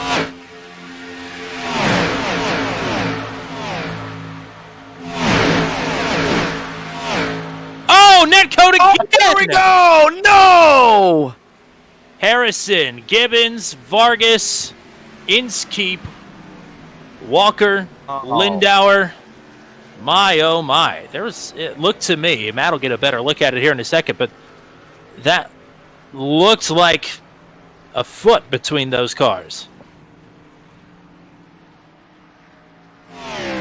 Whew, man, that one happened quickly as well.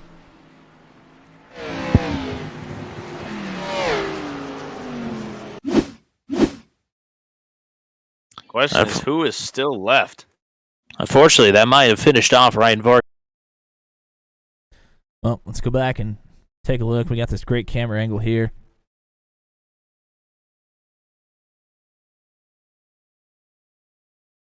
Gibbons on the bottom, Vargas on the top. Heard the call out of netcode from Tommy Cook, and yes, it's netcode between Harrison and Gibbons. For those maybe a little bit unfamiliar, when we talk about netcode, we're talking about there being space between these cars, but in the sim it registers them together. You see the space there in between Harrison and Gibbons,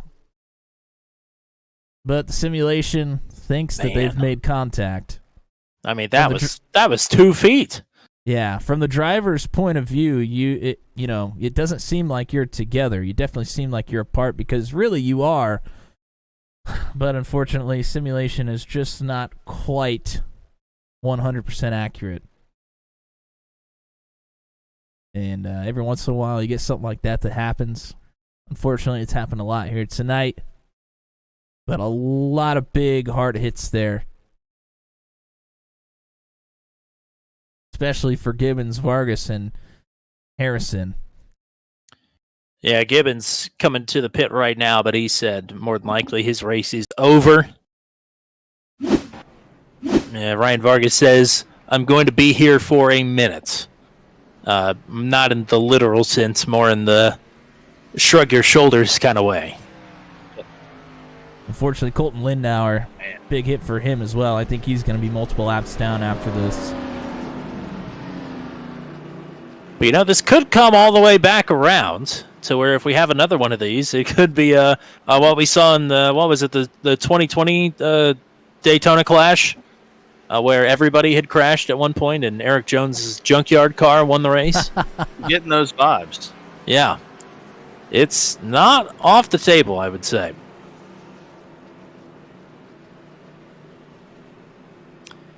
And I believe we just had our new peak viewership on the channel. So again, thank you very much, everybody, for hanging out with us here tonight. Thank you for dropping chats. We will hope to talk to our podium finishers here after the end of this one. So stick around to hear from if they can finish on the podium here tonight. It's proven to be a pretty tough task.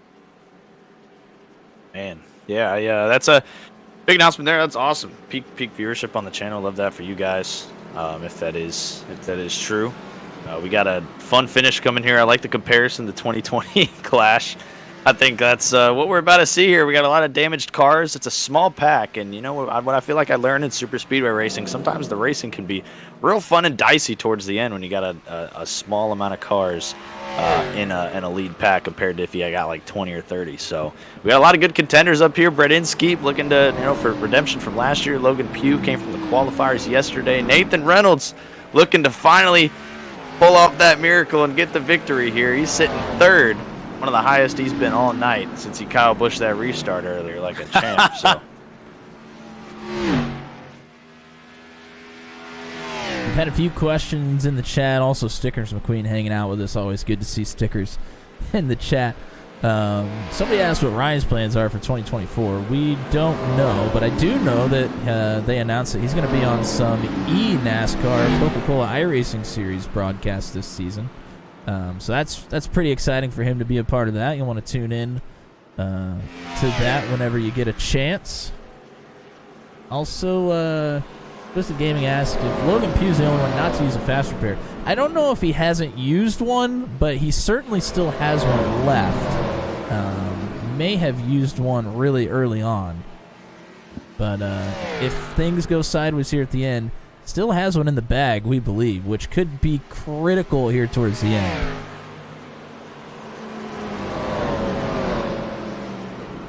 as we got cars scrambling to get their laps back here before the green. I mean, those guys are kind of hoping for one more yellow at least. But this is going to be interesting. See what happens. 5 to go. Right now, it's Inskeep and Pugh on the front row. It's Reynolds and Zingen on row 2. Wadenhoft and Downey on row 3. Francis and Harrison, row 4. And Addington and Vargas, the top 10. Most of the drivers towards the end of that list are a little worse for wear, to say the least, but that does not mean they're out of it. Pace car is off. Will this be the run to the checkers in the 5th annual Daytona Charity Shootout? We're about to find out. Inskeep with a good go. Pugh down into line. Already working away at the back bumper here of the 42. There's Danny Bone once again. I was going to say, that's the 3rd restart in a row. He's been on the apron in turn 1 as the leaders are coming by. He's getting his TV time. I think Brindley Addington's front bumper is still sitting in the tri-oval. I don't know if you guys have seen it, but hopefully nobody hits it. Logan Pugh to the outside. Pugh with help from Reynolds, and Inskeep is left out. Zingen moving up top as well.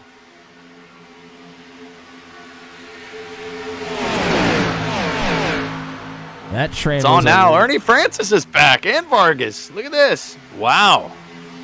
The damaged car brigade is back in motion. That train was rolling around the outside. Frank Zingen, he's going to move up to the top again, hoping to get a push from Ernie. They're coming with a head of steam here. Hope he's ready for the push. Oh, Reynolds so wiggly there on the bottom.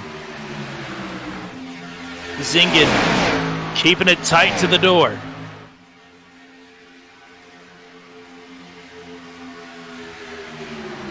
Zingen led a lot yesterday. Hasn't really led all night, trying to get to that lead, but you got to think about the strength of the cars on the outside right now. How much power do they have?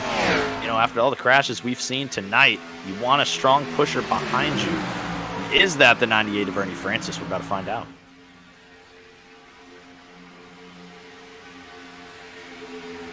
Three to go. Oh, banging doors. It's keeping Francis. A lot of wiggling up front here. Oh, boy. Francis right down on the quarter panel there. It's Wiedenhoff getting a bit out of shape. How about Tyler Wiedenhoff sitting in a prime position? Reynolds is loose.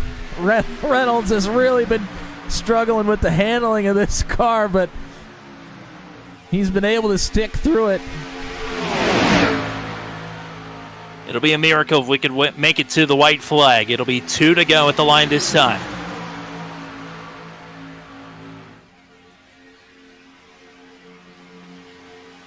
Harrison looking to make it 3 wide.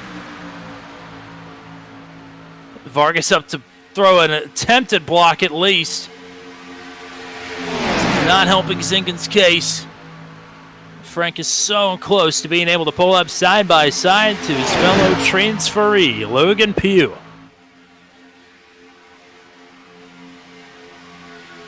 Now that third lane starting to gain some momentum. That's Ethan Harrison with the help of Blake Walker. Oh, Zinkin loose! Loose up front. Ernie Francis has disappeared. He's blinked out of the pack, and it could not be worse timing. Door banging. White flag. Pugh leads it at the line. Here on the last lap. 2.5 miles to go. Here is Ethan Harrison. With the disappearance of Ernie Francis, it could not have been a better time move, but now Harrison has to execute. Down the backstretch. Blake Walker pushing for all he's got. What a push from Blake Walker. Harrison clear for the moment. Pugh now filling the hole back on the bottom.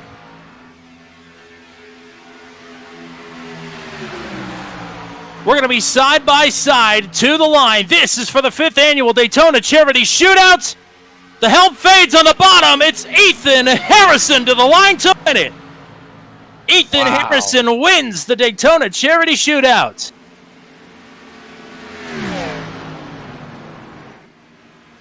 Wow.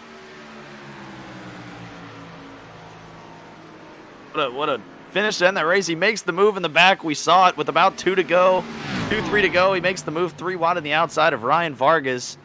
And gets himself all the way to the front. Ernie Francis lags out of the race at the worst possible time. Reminds me of me.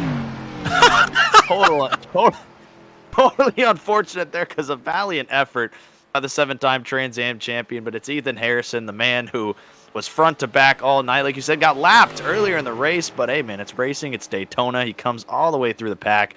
And he is able to win the race. I mean, what a valiant push by Blake Walker, who I think wins teammate of the night for sure. He was helping Chase Gibbons all race, helping Ethan Harrison there. What a race. And, you know, not to toot my own horn, but at the halfway mark of the race, I did pick Ethan Harrison. I just want to say that for the record.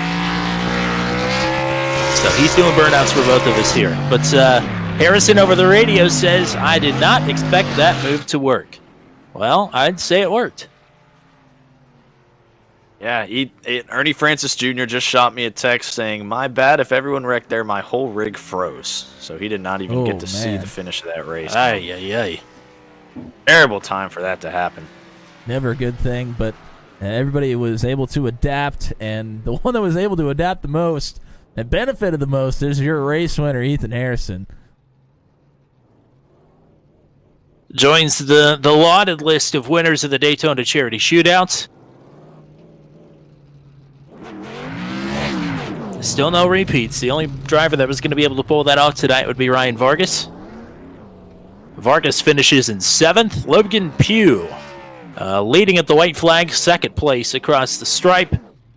Blake Walker then will round out the podium, and a great effort from him.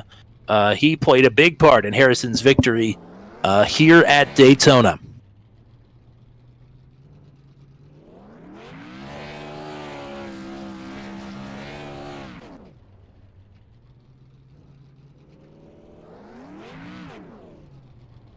Harrison continues to try and burn it down here in front of that Daytona logo. Tommy, what do you say we get to the finishing rundown here? Alrighty, let's do it. Ethan Harrison with the win. Logan Pugh in second. I know we'll talk to him momentarily. Blake Walker in third. Hopefully we'll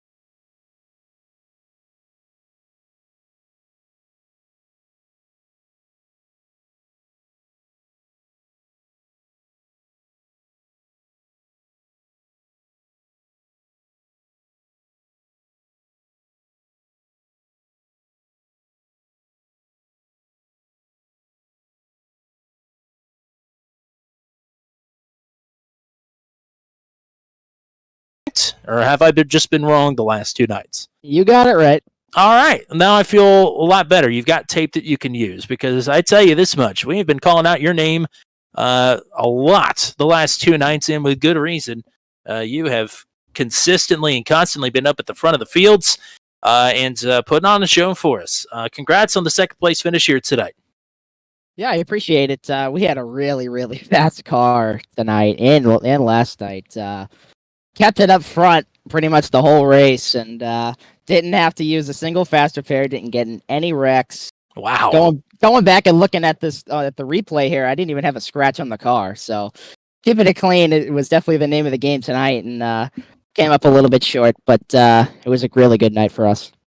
I mean, a pretty stacked field here tonight, though, all things considered. I mean, you're up there banging doors almost quite literally with Ryan Vargas and Ernie Francis Jr.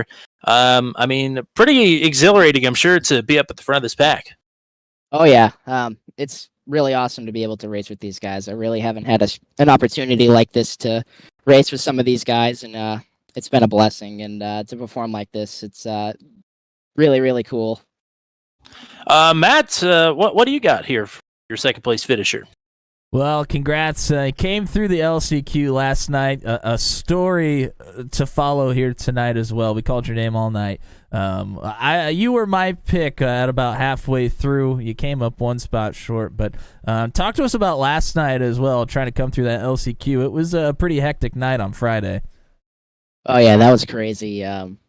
Getting to the LCQ, I was starting 20th with 10 laps. No cautions, so now it's like balls to the wall. You make it to the end or you don't. So we pushed through the end and missed a couple wrecks, and we were able to put ourselves in a good position. Almost got beat, but made it by with 4/1000ths of a second, I think it was. So, yep. Yeah, definitely a nail biter, but glad we was able to race today and put on the performance we were able to put on. RJ, you got anything? Yeah, man, Logan, I appreciate you coming out, obviously, first and foremost, to be running up front. And I mean, you were running up front in your heat, in the LCQ, now in the main event. Like they said, we were calling your name all night here in the booth, and you showed a lot of grit there on that racetrack. You were working with Nathan Reynolds there on the bottom. I know that top just had a lot of momentum off those exits, so it's tough once you're down there on the bottom, but first and foremost, thanks for coming out. Thanks for racing last night. I know the LCQs are super, super hectic, but to be able to make it through and make it to tonight, that's awesome. But yeah, just again, thanks for coming out tonight. P2 is definitely something to be proud of for sure. And if once we run it back next year with us and the Turn 200 boys, we are you're locked into next year. So once you win the qualifiers 1 year, that's a free ticket to next year. So I'm hoping we'll see you right back up there at the front. I'm sure we will. So we appreciate you, man. Yeah, thank you for hosting the race. I mean, I've been looking at this event for the last couple of years, and I haven't been able to participate. And so, finally put some effort into it. Got my friend Daniel Pinkston to spot me tonight. He did an awesome job, and everybody watching. We got some teammates watching, cheering us on. So appreciate them. Appreciate you guys broadcasting the race. Appreciate everybody. So thankful that we're in for next year, and definitely looking forward to it. Gonna say you got 11 or 12 months to stew on it, but I would imagine you got a pretty good shot to finish one better next year. So hopefully we'll talk to you sometime between now and then. But if not, have a good year. We'll see you back here next year. I hope so, guys. Thank you very much. Fantastic performance from him here tonight. But we'll not waste any time. Beautiful. We'll bring in the man of the hour. I love Discord soundboard. It's the best thing they've rolled out in a long time. And I feel vindicated because at the halfway mark of the race, I picked Ethan Harrison to win. And guess what? Guess who strolled into victory lane here? Ethan Harrison. Congratulations. It's feels nice to be here. Didn't think I would, but I got here somehow. Well, I hit the panic button at one point because you, I don't know why, I don't know how, but you ended up going a lap down under the green flag, and then all of a sudden, you're in position here with a couple of restarts to go towards the front of the field. How did this all come together here at the tail end of this race? Yeah, well, I guess I had I wrecked early and used one of my fast repairs, and then I wrecked again, but instead of using my fast repair, I just took damage repair over the course of the yellows that we had, and then kind of just rode it out until that last yellow, and then I took my fast repair, and once I got my car up to full health, I figured everyone else was probably damaged, so I just kind of rode in that outside line, but I could tell the guy who was leading the line wasn't there. He didn't have all the pace, so I tried to get the 7 car to stay with me, and we just rode that third lane. And we were just driving up there. I did not think it was gonna work. And then we got that huge run off turn 4 coming to the white. And once I got that run, I knew we had it if I just stayed in that top lane. Matt, what do you got here for the race winner? Well, just a huge congratulations. Like Tommy said, had to come from a bit of a deficit there in the second half of the race. But talk about the first half. Seemed to be pretty wild for you. You found yourself in that middle lane quite a few times. Everybody bouncing off your doors or trying to hold your ground. How was the first half of the race for you? Oh, man, it was crazy. Just trying to stay out of all those wrecks and just at least minimize damage. There was a lot of real bad net code, especially in the early sections of the race. I know it took out one of my teammates, Chase Givens, at one point off of my bumper, which I still feel terrible about, but it just something that you have to deal with and try to have it not affect your race. RJ. Yeah, man, Ethan, appreciate you coming out as always. I was gonna add, I almost forgot to really include this in the broadcast. I believe almost every year, at least since 2020, he was one of the few people in the field that competed in the inaugural Daytona Charity Shootout in 2020. Kind of co-admins the race with me as well, helps with a lot of the admin settings in iRacing. As we learned last night, I don't do this very often, and it's very nice to get some assistance in that regard. So to be able to kind of driver admin your way to the victory is really cool, Ethan, and appreciate you as always for coming out, and you, Blake Walker, and Chase really put on a show throughout the race, but more so, obviously, you and Blake there towards the end, getting that run on the third lane. We called it out with I think it was 2 or 3 to go. You guys went up there above Vargas and took the power move to the top, and then Ernie Francis Jr. rig just blows up, and then you guys are setting sail. He texted me, by the way, Ethan. He said his rig just completely froze on him, and that's why he disappeared. So that definitely was able to give you guys a nice little extra push there towards the end. But man, what a run you and Blake had on that outside lane to really make it happen. Oh yeah, it was crazy. The whole time, as soon as we got that run, though, I knew we were gonna get it because I knew he would stay with me, and so that's really the key to it. Well, I would imagine you're thinking Blake here, but anybody else you want to thank here tonight? My other teammate, Chase Givens, who I know he led most of the race. I think he was kind of bummed out that he was out of it. I was trying to work with them, but I was in the back RA, so I couldn't really do anything to help. I also just want to give a shout out to my buddy Tyson Gifford over at Limeade Media. He does a lot of good work, and he's if you need anything done in racing media photography, he's your guy. Limeade Media on Instagram and Facebook. Well, there you go. Winner of the 5th annual Daytona Charity Shootout, Ethan Harrison. Big congratulations. Go Party Hards. You're the defending champ rolling into next season's event, so we're looking forward to it. But congratulations on the big win here tonight. Thank you.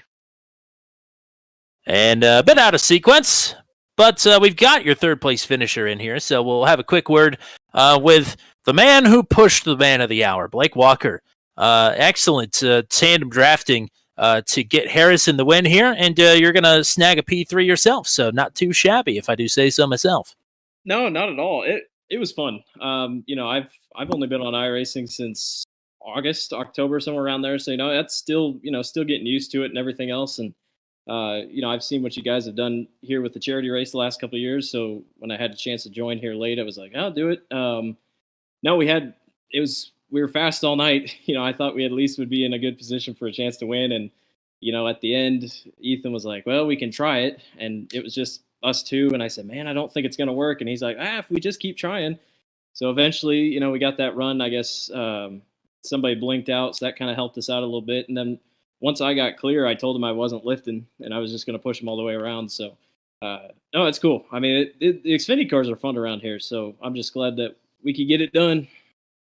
I mean, it surprises me that you've only been on the service for not even a year, because it seemed like you were one of the ones that really everybody wanted to work with tonight. You did a really good job holding your line and giving good pushes all night long. I just like to stay clean, stay positive through it all. I joke that I've been a huge Dale Jr. fan, so I guess I've watched so much game film, plate racing and everything else like that even matters at all. But no, it's just fun. I got to be cautious, got to hold things back. Got lucky on a couple wrecks that I didn't have to use fast repairs. So, if it wasn't for netcode, I think it would have been a pretty good night all across. But no, it was a lot of fun. Matt, what you got? Congratulations on the P3. Obviously haven't been on iRacing very long, so definitely not very familiar with a lot of the drivers out here you were racing with, at least not on the track anyways. But what's the benefit of having a couple teammates out there in an event like this where most of the folks out here probably really don't have anybody to work with? I mean, it's huge. Chase and I were up front. You could probably tell a couple times that we'd time it up, restarts and whatnot. And those first 25, 30 laps when Chase and I were up front, just kind of 1-2 the whole time. And when you can control the field, that's the biggest. I mean, we're not going to make crazy blocks to block the top, but if you can stay committed on the bottom and hold your line, you're going to be just fine. So that was probably the biggest thing. But if you go in here, as a lone wolf, it's not great. I mean, you better hope you don't make any enemies or whatnot, because at the end of the day, you're going to need someone to push you. So, and RJ, what you got? Yeah, Blake. I mean, me and Blake kind of go way back, kind of what I was talking about yesterday with you guys, to the good old Xbox days of racing on, those NASCAR 15 and Forza and everything like that. So to have him in here racing tonight, that was great. Blake, you were like the teammate of the night pretty much. We were talking all throughout the broadcast that you and Chase were, working really well together on restarts. You guys had it made, and then to be able to be the guy to, push Ethan Harrison to the victory was certainly big. But for a guy that has been on racing too much, we knew when we loaded up, you qualified really well. We saw that National Guard Dale Jr. scheme, and we're like, this, and the paint scheme doesn't mean everything, but it's got to mean something. It had to give you a little inspiration, a little extra speed. So just, a big thanks for you for coming out, supporting this event, knowing you for this many years, and good to see you again, Blake. Yeah, you too, man. This is a great event. You guys are doing great stuff. Thanks for the broadcast. Hope y'all are staying warm. It's a blizzard here in Iowa, so I've been cooped up inside all day. So it's been good to heat things up indoors. But hopefully you guys are having a good New Year here to start the year. Anybody else you want to thank or say hi to? Thanks to Chase. Thanks to Ethan for what they did. Thanks to you guys for doing the broadcast. Fun night. Well, you got the Dale Jr. paint scheme, as RJ said. Steve Letarte said that he always put about 20 layers of clear coat on it to make it go that much faster. So I think maybe a lot of clear coat on the car helped out in the draft there late. But congrats on the podium here tonight. Hey, thank you guys. Have a good one. And we will talk to the proprietor of Car Inside, sneak in a quick word with the boss man himself, Mr. Nathan Reynolds. We've talked a lot about netcode here tonight. It seemed like, Reynolds, you were on the wrong end of it quite a few times here tonight, and yet you still find your way into the top 5 at the end of this sucker. So congrats. Yeah, thank you. I deal with Vargas there. I've never seen anything like that. No, and that's sort of the sentiment that we all landed on as well. Weird for sure. But then you had the deal there with Blake Walker with the multiple netcode contacts while you were side by side. Just a bit of an odd night all around for the car track combo, and that's just from an outside perspective. But I think there's probably nobody's perspective that I would trust more than yours to verify that. Oh yeah, absolutely.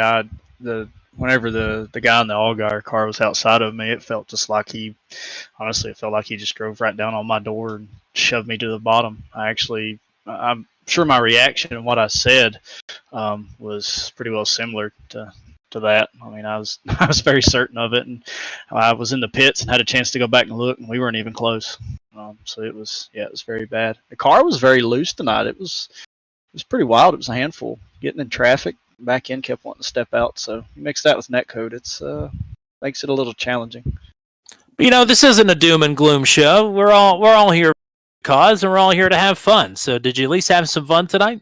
Oh yeah, absolutely. It's cool for a lot of these guys, and myself included, to get in here and get to race with a couple of the pros from the real world. I think we had 3 of them in there tonight, so that's always cool to see. And it's not often you see them in the lobbies and everything. So, we don't have the money and the funds to go do this thing in real life, so we come out here and try to flex some muscle as much as we can against those guys when we have a chance. And so that's always fun. And had a couple moments there to kind of show off. Had a Kyle Busch moment there on the top, and I noticed. I think I saw that anyway. Was that when you were going 50 miles an hour faster than the rest of the field? Yeah, I was trying to fix damage, and I waited till the very last minute, and we kind of had it timed out. And Garrett told me, he's like, "All right, pace car's here," and I'm like, "All right, time to go." And I'm like, I'm going to catch those at the right time. I'm like, "We're going to do a Kyle Busch thing here," but the problem was I had damage on the nose that I still hadn't got fixed yet. And so once I got to the front, it's like, oh well, I'm going to have to go back to the back because I don't have the speed to stay up here. So I told Ernie, I was like, I got to move. You're going to have to come by me. And, tore up the grass quite a few times. I feel sorry for whoever has to resod that tomorrow. Nah, just pop out and pop back in. It'll all be fixed. Put a Scott's Turf Builder logo on the car next year if we do this. Matt, what you got? Yeah, it was quite the night for you tonight. You were in the back avoiding wrecks. You went through the grass. You took a nice slide through the grass multiple times, I think, but gave yourself plenty of TV time. Yeah, I was trying to put on a show. It's all for a good cause, like you said, for charity. So it worked. RJ, what you got? Yeah, Nathan, appreciate you again making it out of here. You definitely put on a show. I think we all had definitely a good laugh, and people did in the field when you soared up through there on that restart. We're like, well, that's how you make something happen right there for sure. So it's good to see you up there. I mean, those cars, yeah, like you mentioned, they were just all out of shape tonight. But I think with all the net code we had, with all the bad handling we had tonight, to make the entertaining race, entertaining finish, you guys did. Certainly props to you guys. Props to you. I wish, that inside had a little bit more momentum. But unfortunately, those outsides started kicking in when Ernie Francis went away. So, but man, thanks for all your support, for obviously building this connection with me and the Turn 200 boys. This really started because Nathan and Car Inside, they had something rolling, and you'd let me know that, hey man, these guys over at Turn 200 are really kicking it into high gear, and I was like, what, let's do it. So here we are, 2 years in a row, and I can guarantee you we're going to be back for a third, and hopefully maybe we can put together some things in between that once I get my butt into gear here. Maybe hop on iRacing a little bit more often. So fun times. Appreciate you, Nathan, as always. And great racing tonight. Got a little top 5 finish. Yeah, thanks, man. I appreciate it. Always appreciate your friendship and everything you done for me and my channel in the beginning. You kind of put the word out there on your Instagram page and got me quite a few followers. So I always like to return the favor every chance I get. So give you your roses while you're here and can actually hear it. Well, who else you want to thank here tonight? I want to apologize to somebody. The 01, I was messaging him under caution. I told him, like, man, I'll push you. And then I started overheating. I thought I was going to blow up on the last lap. And I was like 290. And I hate that I couldn't get him a run. I had to back off too soon and let those guys get a run up top to even get even with us. And it just kind of killed us. So I owe him one big apology for kind of screwing that whole deal up. That was on me. And I know I'm better than that. And I hate that I couldn't get him the win after sure trying. But of course, big thanks to RJ and doing this and the charity work and everything that it goes for. And of course, the guys at Nitro Race and Setup. And I'll just say it again, but RJ over at NASCAR Report, it's such a habit. I just have to say it. And all of them guys that's supported me throughout the past couple of years. And, of course, thank you guys for doing this broadcast. And all the people that support me, friends and family and everybody, and all the text messages I've got. My phone's been blowing up. I've got about 20 messages I got to go read after this race, but got a lot of support and greatly appreciate it. I probably don't deserve it, but very grateful for it. Nah, you deserve it, partner. And you're the Turn 200 representative here tonight. You're the reigning channel champion. So appreciate getting us up to the front, and Kyle pushing your way to the front as well. It's nice when you can get both good entertainment value and good quality talent from the same person in the same race. That's always a treat. So I appreciate that. We'll see you in Darlington here in a couple of nights. Sounds good, guys. Y'all have a good weekend. And he will be back. He is the most recent winner at Darlington with the Venom Truck Series. That'll be on Tuesday nights. And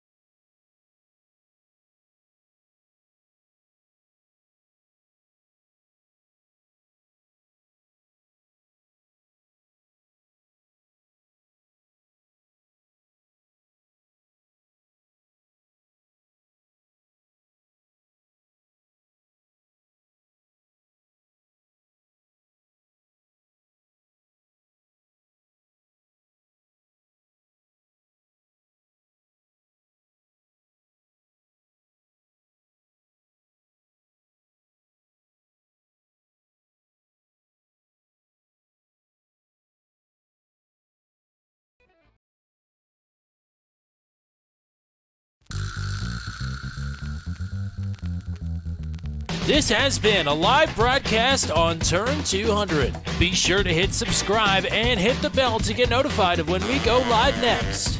Thank you very much for joining us, and we'll see you again soon.